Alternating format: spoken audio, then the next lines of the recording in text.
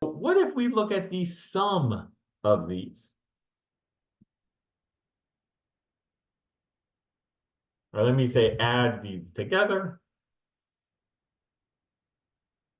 What does that give us here? And it might seem counterintuitive. It might seem weird because we're getting rid of the A, right? We have R times S, let me say, plus R plus S, and this is equal to 6. So there's no A here, but we have, right, that could be thought of as a positive as well. We just have our integer roots that we're kind of dealing with here.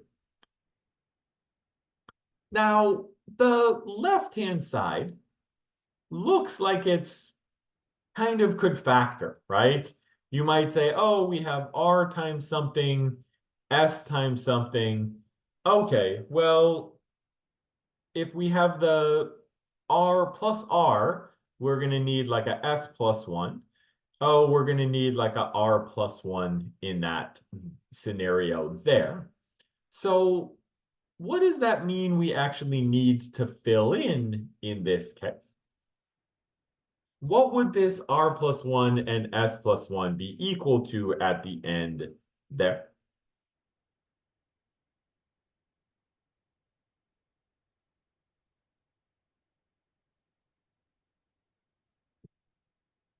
And this might be a trick people have heard of, maybe not as much, but notice if, right, we multiply this out, it'll be RS plus R plus S plus 1. So we actually need to add a 1 here. And therefore, we have a 6 plus 1. And so this should be equal to 7 in this scenario. Now, there are different names for this. Does anyone know a name for this here? I have my preferred name of this, so I will label it how I want to. So I like calling this,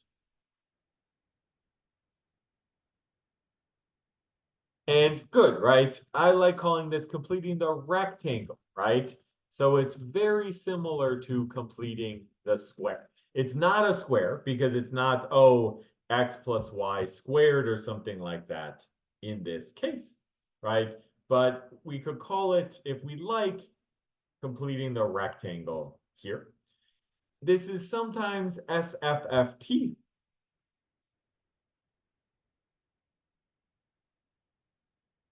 Right? That stands for Simon's favorite factoring trick, but I don't think that well, I know for a fact that doesn't tell you anything about the trick, right? And so the reason I like, especially if you haven't seen this before, it's pretty much what you do for completing the square, right? Oh, we want this to be x plus something squared. What do we have to put there? We're doing the same thing, except it's not something squared. It's this r plus 1 times s plus 1 in that case. Now, what do we have to be a little bit careful about? Well, let's start with some things we don't have to be careful about. So, okay, we could have 1 times 7 is 7, right? So you might say, okay, we have 1 times 7. We could also have 7 times 1. Do I have to worry about both 1 and 7 and 1?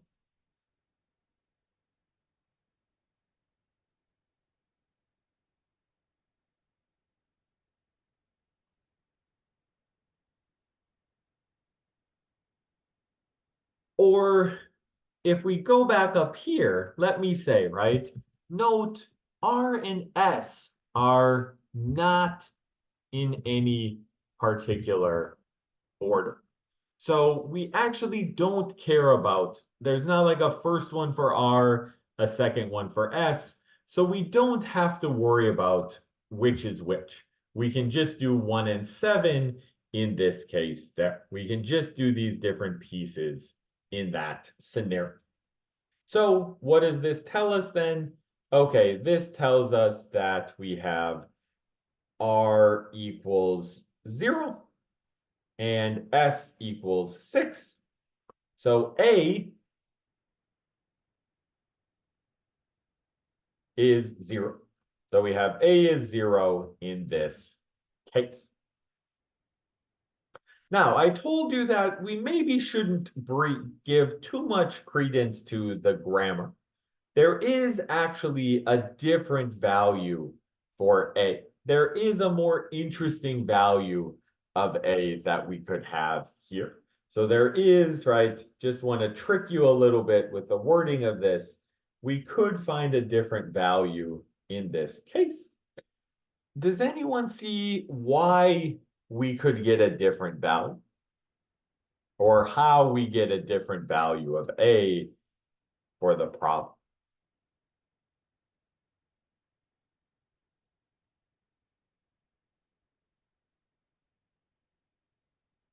If you go back and check, doing 7 and 1 doesn't help.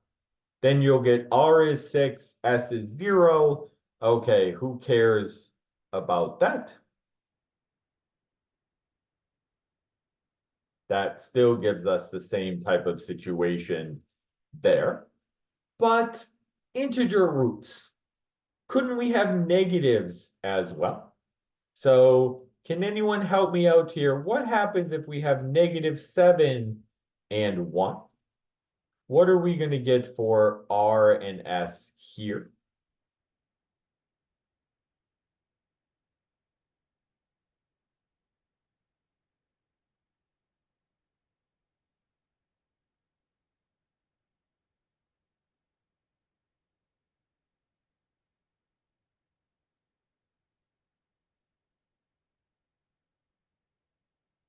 Well,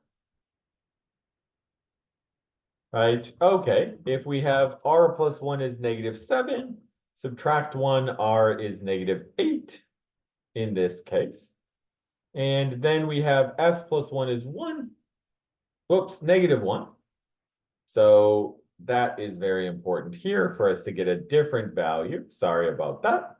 So S plus 1 is -1, S is -2. So A is -8 times -2. So we will have A is 16 in this scenario. So we do end up with two possible values.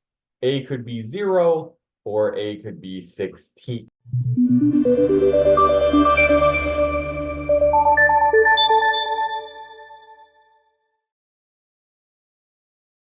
So